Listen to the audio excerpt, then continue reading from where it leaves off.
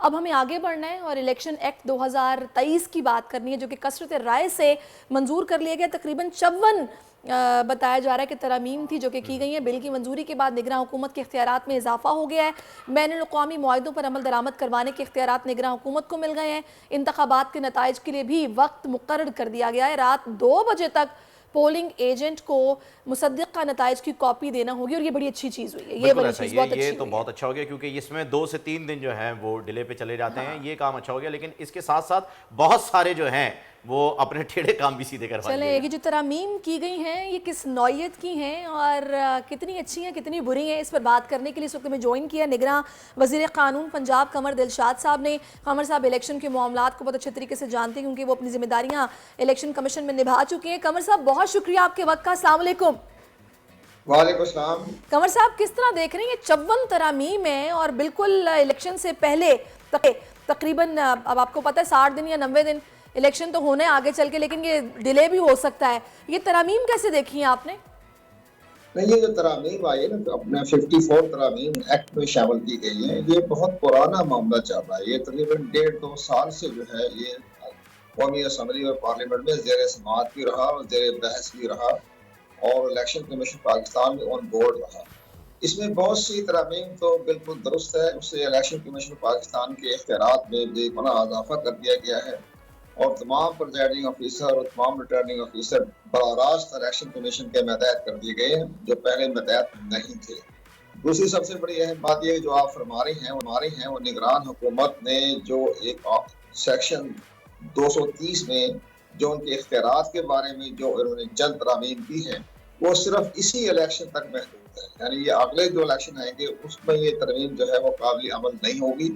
अब चूंकि IMF के साथ मुआहदे हो रहे हैं और मुआहदों का जो है वो पाइपलाइन में है, इसलिए वो फार्टी टाइम में वक्ती तौर पर, आर्जी तौर पर, अबूरी तौर पर ये निगरान वज़ीर आज़म को ये इख्तियार दिए गए हैं कि जो पाइपलाइन में चल रहे थे, IMF के मुआहदे, वर्ल्ड बैंक के मुआहदे, वो सैलाब का एक बहुत बड़ा पैकेज आ रहा है, वो सारे जो है उस पर वो अपने कमर साहब, इसको इस चीज़ से जोड़ा जा रहा है कि इनके जहन में शायद ये है कि केयर टेकअप सेटअप को हमने खींचना है, तभी ये इख्तियार दिया गया और ये फौरी मतलब ये तरामीम की गई है। निगरान वज़ीर आज़म या निगरान सेटअप के पास कोई इख्तियारात नहीं है कि वो इलेक्शन के मामलात में मुदाखलत करें। उनका मामला सिर्फ एक इंटरनेशनल माहदों पर जो है उस पर अमल दरामद कराना होगा और मुल्क के अंदर लॉ एंड ऑर्डर की सूरत हाल को कंट्रोल करना होगा। लेकिन इलेक्शन कमीशन, इलेक्शन शेड्यूल, उसके बारे में केयर टेकर गवर्नमेंट के पास कोई इख्तियारात नहीं है। अच्छा, मुझे ये बताइएगा दिलशाद साहब कि जो निगरान सेटअप आ रहा है, और इस सेटअप की अगर हम बात करें तो ये जो तरामीम हुई हैं, आपने अभी ये भी क्लियर कर दिया है कि ये अगले इलेक्शन में नहीं होंगी, इसी इलेक्शन तक रहेगी। तो इसहाक डार साहब के हवाले से जो चहमगोइयाँ चल रही थी, आधी तो सच हो गई हैं कि वज़ीर आज़म जो आएगा निगरान वो बड़ा ही स्ट्रांग होगा और उसके पास इख्तियारात होंगे। बाकी आधी देखते हैं कब तक सही होती हैं कि वो ही होंगे वज़ीर आज़म निगरान या नहीं होंगे। अलबत्ता ये कोई पिच तो नहीं तैयार की जा रही है आने वाले इलेक्शन के लिए मौजूदा सेटअप की जानिब से? देखिए, ये सारी चहमगोइयाँ चल रही हैं, अबहाम पैदा किए जा रहे हैं। मेरी इलेक्शन कमीशन पाकिस्तान के आला हकाम से मेरी बातचीत हुई है, और मैं, चूँकि ज़ाहिर है वो एक गैर इल्ज़ामदार बॉडी है, कॉन्स्टिट्यूशन के लिहाज से तमाम पॉइंट को देखा जाए तो उनका सबका कहना यह है कि जनाब केयर टेकर गवर्नमेंट का इलेक्शन कमीशन पाकिस्तान के मामलात में कोई अमल दाखिल नहीं है। इसका फैसला इलेक्शन कमीशन पाकिस्तान ने करना। लेकिन एक बड़ी अहम बात जो मैं आपके नोटिस में लाना चाहता हूँ, और बाकी स्टेक होल्डर भी सुन लें इस चीज़ को, वो सबसे बड़ी अहम बात ये हो रही है कि जो डिजिटल मरदमशुमारी है ये बड़ी मुतनाज़ा हो चुकी है। डिजिटल मरदमशुमारी के हवाले से कराची के और हैदराबाद के चंद मुंतही इलाके छोड़कर शहरी इलाकों में इस पर बड़ा तनाज़ा खड़ा हो गया है, और ये मुतनाज़ा है। इसी तरह बलोचिस्तान में जो बलोच शहरी आबादी उनकी तो तादाद बढ़ा दी गई है, लेकिन जो बाकी जो कौमें हैं, पख्तून हैं, बाकी दीगर हैं, बरोई कबीले हैं, बाकी कबीले हैं, उनकी आबादी कम दिखाई गई है। ये बाकायदा रिपोर्ट हो चुकी है मुख्तलिफ मीडिया में। अब ये सारी सूरत हाल बड़ी संगीन है।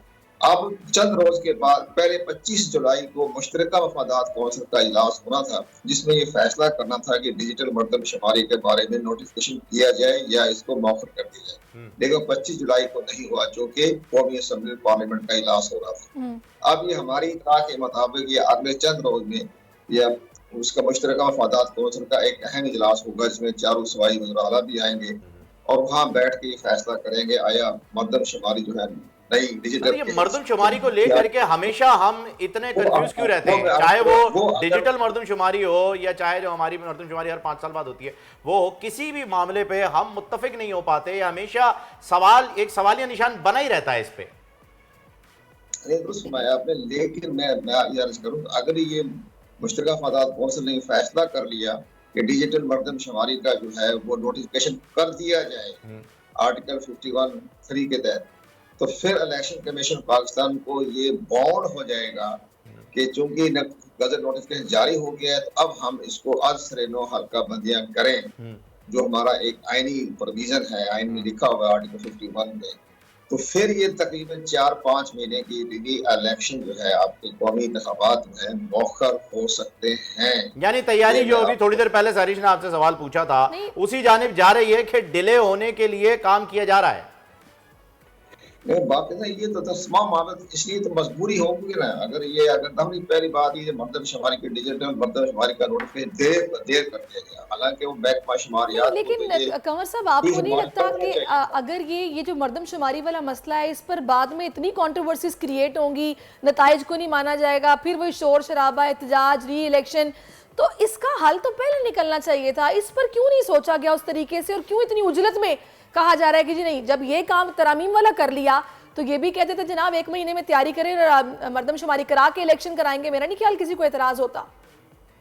ये बात तो सुना रहे हैं, लेकिन ये हमारे जो वज़ीर आला हैं, खासतौर पर सिंध के और बलूचिस्तान के, ये उनका फर्ज बनता है कि मुश्तरका मफादात कौंसिल में अपनी आवाज़ उठाएं और ये कहें कि फिलहाल इस मर्दमशुमारी को जो है उसको मौखर करें और इंतखाबात वक्त होने दें।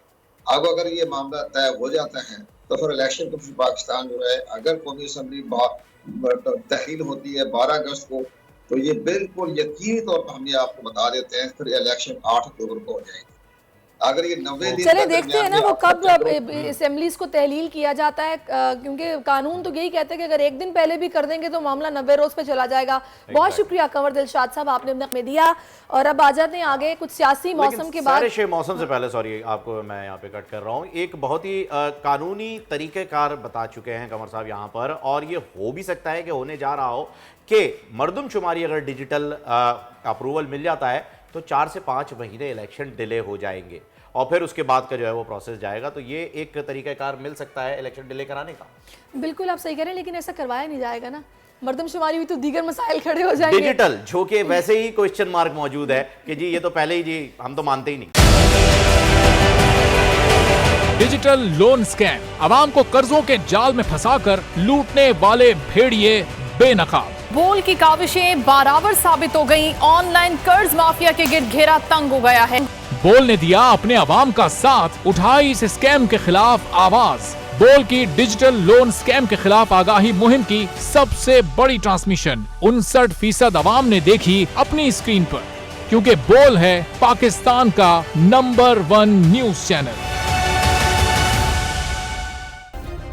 सब्सक्राइब करें और बेल दबाएं ताकि कोई खबर रह न जाए।